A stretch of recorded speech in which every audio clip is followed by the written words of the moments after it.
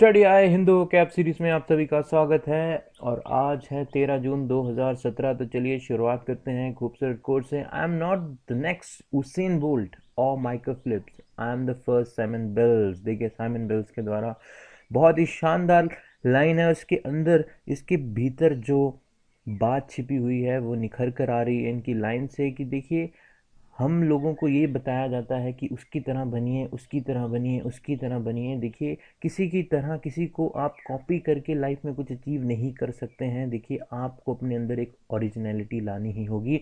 अगर आपको अपना लाइफ में एक जगह चाहिए, इस सोसाइटी में कोई जगह चाहिए, तो आपको कुछ अलग करके दिखाना होगा। ये प्रूव करके दिखाना होगा कि आप एक अलग स्ट्रीम के हैं और आप एक अलग पर्सनैलिटी आप रखते हैं और एक अपनी अलग पहचान बनाने का मद्दा रखते हैं। तो ये कहना चाहती हैं यहाँ पे साइमन बेल्स। तो आप लाइफ में जो कुछ भी करें, यूनिक करें, ऐसा करें, सबसे अलग करें, रोल मॉडल्स बनाइए, लेकिन ऐसा नहीं कीजिए कि उन्हीं को सब कुछ कॉपी कीजिए। अपना ओरिजिनल कंटेंट लाइफ में लाना, अपने अंदर से निकालिए आप क्या हैं, तभी लाइफ में आप कुछ डिफरेंट बहुत बेहतर कर पाएंगे। तो चलिए आज शुरुआत करते हैं पहले वर्ड से। आज पहला वर्ड है हमारे पास क्रेडिबल। क्रेडिबल एक एडजेक्टिव है और इसका मतलब होता है एबल टू बिलीव्ड और कन्विंसिंग। मतलब ये बात, मतलब विश्वसनीय, जिसे कहते हैं विश्वसनीय, इसका मतलब होता है। ओके, और इसको सिनोनिम्स क्या होते हैं? इसके सिनोनिम्स हैं रिलायबल, ओके, और है हमारे पास फिजिबल, और है हमारे पास वायबल, टेनेबल एंड सस्टेनेबल।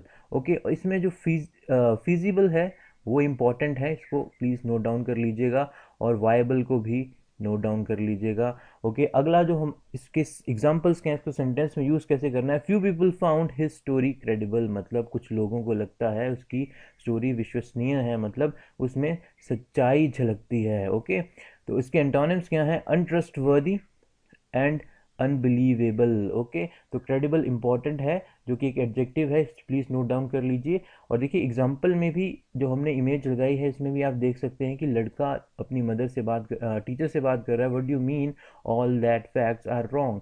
ठीक है, उसने कहा कि I copied everything straight from the internet. मतलब इस बच्चे को लग रहा है इसने जो भी इस पेज पे लिखा है वो एकदम सही लिखा है, क्योंकि उसने इंटरनेट से लिखा है। तो इसके पर्सपेक्टिव से अगर देखा जाए, इसका जो नज़रिया है बच्चे का, वो ये बता रहा है टीचर को कि मैंने जो कुछ भी लिखा है वो एकदम इंटरनेट से लिखा है, और इसके अकॉर्डिंग इंटरनेट पे जो भी अवेलेबल होता है वो एकदम सही होता है।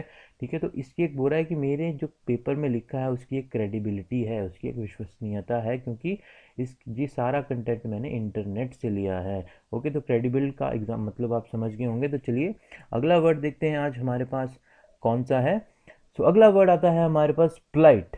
ओके, प्लाइट का मतलब हो, प्लाइट पहले तो एक नाउन है और इसका मतलब होता है अ डेंजरस, अ डिफिकल्ट और अदरवाइज अनफॉर्चुनेट सिचुएशन। मतलब एक दुर्भाग्यपूर्ण जिसे कहा जाता है। ठीक है, किसी के साथ कोई ऐसी घटना हो जाना जो बहुत ही अनफॉर्चुनेट हो, उसको आप प्लाइट बोल सकते हैं। ओके, इसके सिनोनिम्स हैं डिफ़िकल्टी, डायलमा एंड क्वांडरी। देखिए डायलमा का मतलब एक तरह के पजल भी होता है, एक ऐसी सिचुएशन जहाँ पे आपको ये पता ना चले आपको क्या करना है। ठीक है, और ऑब्वियसली ऐसी सिचुएशन होती है अनफॉर्चुनेट, जैसे इमेज में आप देख सकते हैं यहाँ पे अर्थक्वेक आया है। तो इन लोगों, एक पहली बात तो ये पजल हो गए हैं कि इन्हें ये समझ नहीं आ रहा है ये आगे लाइफ कैसे चलाएंगे।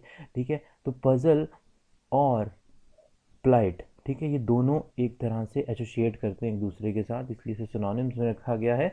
तो प्लाइट का मतलब आप समझ गए होंगे कि एकदम ऐसी सिचुएशन, बहुत ही बुरा होना किसी के साथ। ठीक है, खतरनाक कह सकते हैं, मुश्किल भरा समय। ओके, इसके यूज़ कैसे करते हैं सेंटेंस में? We must direct our effort towards relieving the plight of children living in poverty. देखिए, हमें अपने जो एफर्ट्स हैं जो हम कर रहे हैं वो हमें रिलीफ देने के लिए, जो भी ऐसे चिल्ड्रंस जो क्या है पावर्टी से अफेक्ट हैं, जिनकी क्या है एक बहुत ही बुरी हालत है या किसी अनफॉर्चुनेट सिचुएशन में है, किस कारण, पावर गरीबी की वजह से, ठीक है, तो इसको प्लाइट कहते हैं। ठीक है, इसके एंटोनिम्स क्या हैं? एंटोनिम्स हैं इसके ब्लेसिंग, बून एंड बेनिफिट। ठीक है, यहाँ पे ये 18 गलती से आया है, इसमें ब्लेसिंग, बून एंड बेनिफिट, इसमें इंपॉर्टेंट है हमारे पास बून। ठीक है, तो बून एंटोनिम्स को जरूर याद रखिएगा। ठीक है, तो चलिए अगला वर्ड देखते हैं आज। तो अगला वर्ड है हमारे पास फौज। फौज एक वर्ब है और इसका मतलब होता है to make an ideal copy in of something in order to deceive. देखिए, कुछ ऐसी किसी भी चीज़ की नकल कर लेना, ठीक है, बिल्कुल कॉपी कर लेना किसी को धोखा देने के लिए। जैसे कि एग्जाम्पल के तौर पे आप यहाँ पे इमेज में आप जो हमने 500 रुपीज़ का नोट रखा है देख सकते हैं, यहाँ पे इस पे रिजर्व बैंक ऑफ इंडिया लिखा होना चाहिए था, लेकिन यहाँ पे लिखा हुआ है रिजर्व। रिजर्व यहाँ पे यू इस्तेमाल किया है, बल्कि यहाँ पे ई आना चाहिए था। देखिए, मगर कॉपी तो एकदम एग्जैक्टली किया हुआ है, किसको, ये नहीं, अगर कोई ध्यान से नहीं देखे तो उसको एकदम ये असली ही नोट की तरह नजर आएगा। तो मतलब एक तरह से ये क्या है, फौज है। ये क्या है, फौज है। ओके, तो फौज का मतलब आप यहाँ पे समझ गए होंगे, किसी की भी इलीगल कॉपी करना। ठीक है, इलीगल का मतलब है कि लॉ से बाहर जाके, लॉ को वायलेट करके। ओके, इसके सिनोनिम्स क्या हैं? बूटलेग इंपॉर्टेंट है, काउंटरफिट आप जानते होंगे, फेक, और फॉगी, ये तीनों इंपॉर्टेंट है, फॉगी, काउंटरफिट एंड बूटलेग। तो प्लीज इसे नोट डाउन कर लीजिए। अगला, इसको यूज कैसे करना सेंटेंस में, देखिए, a number of forge works of art have been sold as genuine. देखिए, आप सबको पता होगा कि पहले जब इतना ज़्यादा सिक्योरिटी चेकअप नहीं होता था, तो यहाँ से फॉरेन कंट्रीज़ में जितना भी स्कल्पचर्स होते थे, जो भी मॉन्यूमेंट्स होते थे, कई सारी हमारी मूर्तियाँ जो यहाँ से बाहर जा चुकी हैं, और उनके क्या किया गया है, उन्हें बेच दिया गया है बहुत ही हाई रेट्स पे। ठीक है, ओके, तो अभी अभी प्रेजेंटली भी हमारे जो टूरिज्म मिनिस्टर हैं, उन्होंने इनाग्रेशन किया है 3 ऐसी मूर्तियों का, स्कल्पचर्स का, अभी न्यू दिल्ली में। तो वो ऑस्ट्रेलिया से वापस आई हैं, तो मतलब वो जब गई थी तो उन्हें हम क्या बोल सकते थे, एक फॉग है। ठीक है, ऐसी मूर्तियों की फिर कॉपी कर ली गई, ठीक है, आगे करके, और उन्हें बेचा जा सकता है। ठीक है, तो एक तरह से उसे बोल सकते हैं आप फॉग है। ओके, किसी की भी कॉपी कर लेना, ओरिजिनल की कॉपी कर लेना। ओके, इसके एंटोनिम्स हैं genuine, true and real. So important word है फौज। एसएससी सीजीएल में आप जरूर इसे देखेंगे इस बार। तो चलिए अगला वर्ड देखते हैं कौन सा। अगला वर्ड है हमारे पास ट्रैम्पल। ट्रैम्पल एक वर्ब है और इसका मतलब क्या होता है? इसका मतलब होता है किसी चीज को लांघते हुए जाना, मतलब क्रश करते हुए जाना। ट्रेड ऑन एंड क्रश, मतलब उसके ऊपर से, जैसे आप इमेज में देख सकते हैं, ये लड़के का जो फुट है, ये फूलों के ऊपर से इसको क्रश करता हुआ निकलता हुआ दिखाई दे रहा है यहाँ पे। मतलब इसको ये क्या कर रहा है, इसको ट्रैम्पल कर रहा है। ट्रैम्पल एक वर्ब है, मतलब ये एक एक्शन को दिखा रहा है। तो इसके सिनोनिम्स क्या हो सकते हैं? इसके सिनोनिम्स हैं trade, tramp, stamp, walk over. ठीक है, आप समझ गए होंगे वॉक ओवर से। ठीक है, तो इंपॉर्टेंट है। तो इसको यूज कैसे करते हैं सेंटेंस में? The fence had been trample down. Okay, जैसे मान लीजिए ये फेंस है, ठीक है, तो कोई भी जैसे कि बड़ा एनिमल हो हमारे पास, जैसे कि आप समझ लीजिए कोई एलिफेंट है, तो वो इसको क्या करता हुआ जा सकता है, क्रश करता हुआ जा सकता है। तो हम उस एक्शन को क्या बोलेंगे, वो है ट्रैम्पल। ठीक है, तो ट्रैम्पल को आप समझ के, ठीक है, तो इसके एंटोनिम्स क्या है? Baggy, friable and hazy. देखिए, बैगी बहुत इंपॉर्टेंट है एंड फ्राइबल भी बहुत इंपॉर्टेंट है, और फ्राइबल का मतलब हम आपको अगली स्लाइड्स में ज़रूर बताएंगे। ठीक है, इसका कंप्लीट मतलब एक ट्रैम्पल से कैसे जुड़ा होता है आप देखेंगे। चलिए अगला वर्ड देखते हैं आज। अगला वर्ड है फ्राइबल। फ्राइबल एक एडजेक्टिव है और इसका मतलब क्या होता है? इसका मतलब होता है इजीली क्रम्बल्ड हो जाना। देखिए, जब आप किसी ऐसी चीज़ के ऊपर से गुजरें जो बहुत क्या हो, वीक हो, तो जैसे करेंगे वो इजीली क्या जाएगी, टूट। और फ्राइबल का मतलब असल में होता है कि मुरमुरा, एकदम जो टूट के गिर जाए। जैसे कि इमेज में आप देख सकते हैं कि हाथ में जो बिस्किट पकड़ी है, जैसे बिस्किट टाइप पकड़ा है, तो बिस्कुट को हल्का सा भी आप रब करें तो नीचे गिरना शुरू हो जाता है।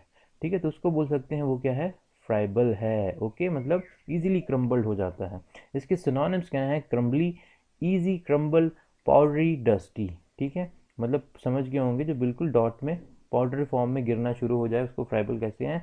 इसको एग्जाम्पल क्या है, इसको सेंटेंस में यूज कैसे करना? The soil was friable between her finger. देखिए, आप मिट्टी को कभी भी पिक करें, अपने हाथों में पिक करें तो मिट्टी इतनी मुरमुरी होती है, उसको और तोड़ें वो और टूटती जाती है। अगर मिट्टी का आप थोड़ा सा ढीला उठाएं तो उसको आप हाथों से रब करें तो उसकी मिट्टी नीचे गिरना शुरू हो जाती है, तो उसको क्या जाता है, फ्राइबल। ओके, और इसके एंटोनिम्स क्या हैं? इसके एंटोनिम्स हैं रेजिलियंट, इलास्टिक एंड बेफल्ड।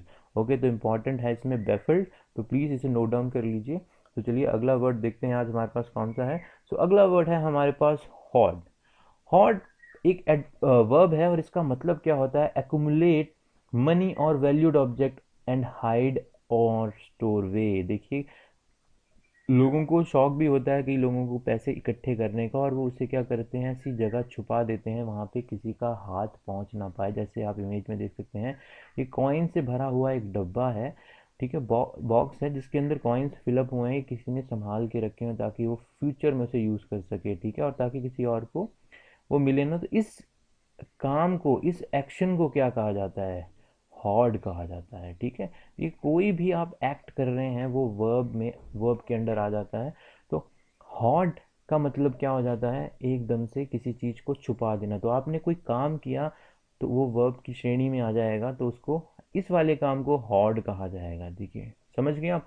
तो इसके सिनोनिम्स क्या हो सकते हैं, store up, stock up, on air, stock pile. Stock pile को नोट डाउन कर लीजिए, इंपॉर्टेंट रहेगा। इसको यूज कैसे करते हैं सेंटेंस में, thousands of antiques hoarded by a compulsive collector. देखिए, कई लोगों को शौक होता है बहुत सारी किसी को नोट कलेक्शन का, किसी को टिकट कलेक्शन का, कई लोगों को होता है कि एंटीक्स जो होते हैं उनकी क्या करते हैं, वो कलेक्शन करते हैं और उन्हें वो संभाल के रखते हैं, क्योंकि उन्हें पता होता है कि जो भी चीज़ हम आज ले रहे हैं वो कुछ समय बाद वैल्यूएबल, इंटरनेशनल मार्केट में उसका प्राइस इंक्रीज करेगा ही करेगा। तो एक तरह से वो क्या कर रहा है, उसको एक्यूमुलेशन कर रहा है एक वैल्यूड ऑब्जेक्ट की। वैल्यूड ऑब्जेक्ट की जब एक्यूमुलेशन होगी, इस पर्सपेक्टिव में देखें, एंटीक्स के पर्सपेक्टिव में, तो वो भी क्या किस श्रेणी में आएगा, हॉर्ड की श्रेणी में आएगा, ठीक है। तो इसके एंटोनिम्स क्या है, एंटोनिम्स हैं स्क्वेंडर, डिस्पर्स और डिस्पेशन। तो इसमें इंपॉर्टेंट स्क्वेंडर है, तो प्लीज़ नोट डाउन कर लीजिए, और डिस्पेशन को भी नोट डाउन कर लीजिए। दोनों वर्ड्स बहुत इंपॉर्टेंट है इसके सिनोनिम्स, एंटोनिम्स, सॉरी। तो चलिए अगला वर्ड देखते हैं आज कौन सा है। अगला वर्ड है हमारे पास बेग्रिम। बेग्रिम का मतलब क्या होता है, बेग्रिम पहले तो एक वर्ब है, ठीक है, ये भी एक वर्ब है, और इसका मतलब होता है ब्लैकन विद इनग्रेन डर्ट। मतलब कोई भी चीज़ जो डर्ट होगी हो, ख़राब होगी हो, मैली होगी हो, मैली होना कह सकते हैं, जैसे इमेज में देख सकते हैं, कुछ ऐसा काम करते हुए जो इसकी वाइट शर्ट है पर्सन की, ये पूरी की पूरी ब्लैकिश हो रही है, डर्ट से भर गई है, तो इसको कहते हैं बेग्रिम। ओके, इसके सिनोनिम्स क्या हैं, sully and corrupt. Okay, and इसको यूज़ कैसे करना है सेंटेंस में, a large and miscellaneous collection of books falling to pieces and begrimed with dust। देखिए, इसमें आपने देखा होगा कई जगह लाइब्रेरी में जब आप जाते हैं तो कई ऐसे कॉर्नर्स होते हैं जहाँ पे बुक्स रखी हुई हैं लेकिन उन्हें किसी ने इस्तेमाल नहीं किया होता, तो उस पर एकदम से क्या होता है, एक तो टाइम के साथ या कुछ चूहे वगैरह लग के हल्की सी साइड से उसे क्या कर लिया होता है, पीसीस में हल्का हल्का खा लिया होता है, और उस पर मिट्टी बहुत गिरी होती है, ठीक है। तो वो क्या हो चुकी हुई है, मैली हो चुकी हैं, ऊपर का उनका कवर एकदम मैला हो गया होता है। घर में भी आपने देखा होगा कि ऐसी किताबें होती हैं जो बिल्कुल कॉर्नर में पड़ी रहती हैं, तो वो किसका एग्जाम्पल है, वो बेग्रिम है, उन्हें आप क्या कह सकते हैं, वो बेग्रिम हो चुकी हैं। ओके, इसके एंटोनिम्स क्या हैं, उसके एंटोनिम्स हैं एडोरेट, प्योरीफाई एंड चेस्ट। इसके चेस्ट को आप ज़रूर नोट डाउन कर लीजिए, इंपॉर्टेंट एंटोनिम है बैकग्रीम का। तो चलिए आज अगला वर्ड देखते हैं। अगला वर्ड है हमारे पास स्टाइमे। स्टाइमे एक वर्ब है, ये भी एक, आज हमने वर्ब काफ़ी कवर किए हैं, ये भी एक वर्ब है और इसका मतलब होता है प्रिवेंट और हिंडर द प्रोग्रेस ऑफ। मतलब देखिए, कोई भी चीज़ जो बढ़ रही हो, इंक्रीज कर रही हो, जैसे आप समझ सकते हैं कि कोई भी चीज़, जैसे कि आप समझ सकते हैं कि इनकम किसी पर्सन की बढ़ रही है लाइफ में, ठीक है, वो कमा रहा है लेकिन अचानक उसका बॉस उसको क्या कर देता है, उसकी प्रमोशन नहीं करता है, तो एक जगह से वो कई समय से, आज से लेके मान लीजिए 2017 से लेके कोई 2030 तक किसी पर्सन की को उसका बॉस प्रमोशन ना दे, तो उसका एक ग्राफ अगर आप देखें तो वो ग्राफ कैसा रह जाएगा, ऐसे स्टेगनेंट हो जाएगा, रुक जाएगा एक स्टेज पे जाके। तो मतलब उसके बॉस ने उसको क्या कर दिया, स्टाइमी कर दिया, मतलब उसकी प्रोग्रेस को क्या कर दिया, प्रिवेंट कर दिया, हिंडर कर दिया, रोक दिया। और इस इमेज से हम यही समझाना चाहते हैं, जैसे दो पर्सन फाइट कर रहे हैं तो ये थर्ड पर्सन जो है, ये जो थर्ड पर्सन है ये इसे रोक रहा है, तो इसको आप थॉट भी कह सकते हैं। ठीक है, थॉट हमने कवर अप किया था अपनी वीडियोस में, और अभी तक हमारे हिसाब से हम 500 से लेके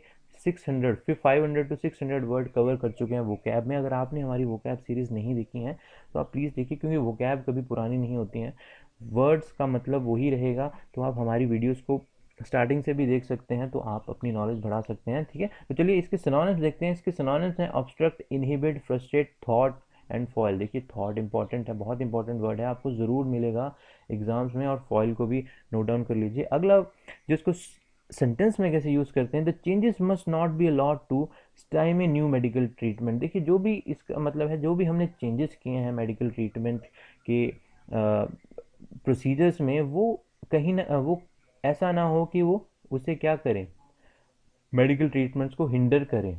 ठीक है, उन्हें किसी प्रॉब्लम क्रिएट करें एक तरह से। ठीक है, तो उसको टाइम में को आप समझ गए। ठीक है, इसके एंटोनिम्स क्या हैं? एंटोनिम्स हैं असिस्ट करना, हेल्प करना, एनकरेज करना एंड एबेट। एबेट को नोट डाउन कर लीजिए, इंपॉर्टेंट एंटोनिम्स हैं। तो चलिए अगला वर्ड देखते हैं आज कौन सा। अगला वर्ड है एंसनियर। एंसनियर एक और वर्ब है। सो आज काफ़ी सारे वर्ब हम कवर कर रहे हैं। एंसनियर का मतलब होता है कैच इन और एज इन अ ट्रैप। ठीक है, मतलब किसी चीज़ को, एक तरह का जाल बिछाना और जाल में किसी को फंसाना। ठीक है, एक तरह से आप इसको बोल सकते हैं कि जाल साजी करना। ठीक है, जाल साजी स्नेयर में आएगी, क्योंकि जालसाजी क्या है, एक एक्ट है। ठीक है, तो ये वर्ब की श्रेणी में आएगा, तो इस वाले कार्य को, इस वाले एक्ट को क्या कहा जाएगा? एंसनेयर कहा जाएगा। ठीक है, तो जैसे आप ये जान सकते हैं, जैसे कि एक चूहे के लिए हम रात को ये एक पूरा का पूरा ऐसे खाना लगा देते हैं, जैसे ही कोई चूहा आता है तो उसमें फंस जाता है। ठीक है, तो ये हमने जो सारा काम किया, ये किस श्रेणी में आया? पहले तो वर्ब में, और वो उसका नाम अलग से हमने रख दिया एंसनेयर। ठीक है, तो आप समझ गए। ठीक है, इसके सिनोनिम्स क्या है? एंट्रैप करना, स्नेयर, एंटेंगल और एनमेश। तो इसमें इंपॉर्टेंट है स्नेयर और एनमेश को याद रखिएगा। ठीक है, इसको यूज़ कैसे करना सेंटेंस में? They were ensnared in the city centre traffic. देखिए वो ट्रैफिक में क्या फंस गए, यहाँ से गाड़ी, उनकी गाड़ी बीच में ही फंस गई, ये कहना कहते हैं एक तरह का, वो क्या हो गए, एक जाल तरह का वेब है उनके अराउंड, जहाँ पे वो फंस गए हैं, वो निकल नहीं पा रहे ट्रैफिक से। ठीक है, इसके एंटोनिम्स क्या है? Free, liberate and clear. Okay, so important word है एंसनियर। तो चलिए अगला वर्ड देखते हैं। अगला वर्ड है इंडिक्टमेंट। इंडिक्टमेंट का पहले तो इंडिक्टमेंट एक नाउन है। ओके, और इसका मतलब होता है to illustrate that a system और अ सिचुएशन इज बैड और डिजर्व्स टू बी कंडेम्ड। ठीक है, मतलब किसी चीज़ के बारे में बताना, और ये बताना कि उस सिस्टम का सिचुएशन बहुत ही ज़्यादा क्या है, ख़राब है, और उसकी क्या करना, उसकी निंदा करना या उस पर कलंक लगाना। ठीक है, ये आज हमने वर्ड जो लिया है, ये वहाँ से आया है, बीसीसीआई के जो मैनेजर थे, ठीक है, जो टीम का चयन करते थे, उन्होंने काफ़ी ज़्यादा कुछ कहा है बोर्ड के बारे में, बीसीसीआई बोर्ड के बारे में। तो एक तरह की उन्होंने क्या किया है, इंडिक्टमेंट की है। उन्होंने क्या की है? इंडिक्टमेंट की है। ठीक है, एक तरह से सिस्टम के बारे में कहा है कि बहुत बुरा हाल है, और वो कंडेम्ड, उन्होंने निंदा की है। ठीक है, इसके सिनोनिम्स क्या हैं? सिनोनिम्स हैं charge, accusation and arraignment and citation. तो इंपॉर्टेंट हैं ये, तीनों इंपॉर्टेंट हैं। सो इसके एग्जाम्पल क्या है? These rapidly escalating crimes figure are an indictment of our society. देखिए जो बढ़ता हुआ क्राइम है, ठीक है, वो एक हमारी सोसाइटी की जो बैड सिचुएशन है उसको निकालता है, और उसकी हमें निंदा करनी चाहिए। ठीक है, तो आप इंडिक्टमेंट को समझ गए होंगे। इसके एंटोनिम्स क्या हैं? विंडिक्शन, रीजन एंड एक्विटल। एक्विटल बहुत इंपॉर्टेंट है, और विनिडिक्शन को ये ज़रूर एग्जाम्स में आपको देगा, और बहुत बार पूछा भी गया है एंटोनिम्स इंडिक्टमेंट का, तो प्लीज़ इसे नोट डाउन कर लीजिए। ठीक है, सो थैंक यू। आज हिंदू वोकैब सीरीज़ में इतना ही। अगर आपको वीडियो पसंद आई है तो ज़रूर लाइक कीजिए, वीडियो को नहीं आए तो डिसलाइक भी कर सकते हैं, और चैनल को सब्सक्राइब कीजिए, शेयर कीजिए ज़्यादा से ज़्यादा। और एक और आपके लिए गुड न्यूज़ है कि हमने अब से नए वर्जन जो हमने अपलोड किया है हिंदू वोकैब सीरीज का, उसमें अब आपको पीडीएफ भी अवेलेबल होगी, तो आप पीडीएफ भी डाउनलोड कर सकते हैं। आप हमारे स्टडी हाई पेज को जाके लाइक कीजिए। ठीक है, आप फेसबुक में सर्च कर सकते हैं स्टडी हाई, और उस पेज को लाइक कीजिए, वहाँ पे आपको पीडीएफ मिलेगी। ठीक है, और वहाँ से आप पीडीएफ डाउनलोड कर सकते हैं और अपने फ्यूचर यूज़ के लिए भी पढ़ सकते हैं।